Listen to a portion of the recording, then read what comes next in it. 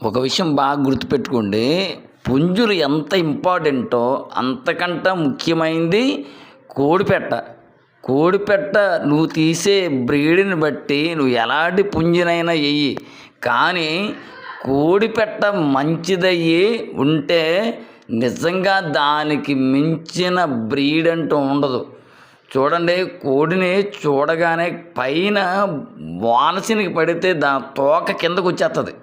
అంత ఖచ్చితంగా ఉంటుంది. ఎలా ఉంటుందంటే నల్ల తాసుపాము పైకి నిలబెడితే ఎలా ఉంటుంది అలా ఉంటుంది ఓటం.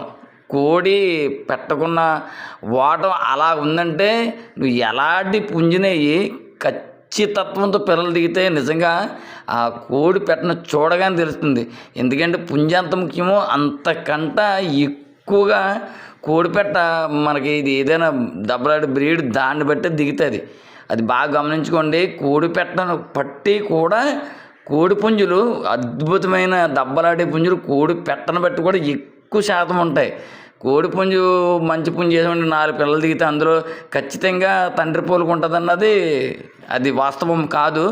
కానీ పెట్టకొచ్చి దాని పౌరుషం వచ్చి నిజంగా అది పుంజులో అని వస్తే నిజంగా మరి కోడి పుంజు కూడా దెబ్బలాడదు. కోడి పెట్టల దగ్గర అంత చంపేసుకుని కాళ్ళతో చంపేసుకుని కోడి పెట్టలు ఉన్నాయి, కోడి పుంజులు ఉన్నాయి. మన ఆంధ్రప్రదేశ్లో ఇంకా చాలా ఉన్నాయి ఇలాంటి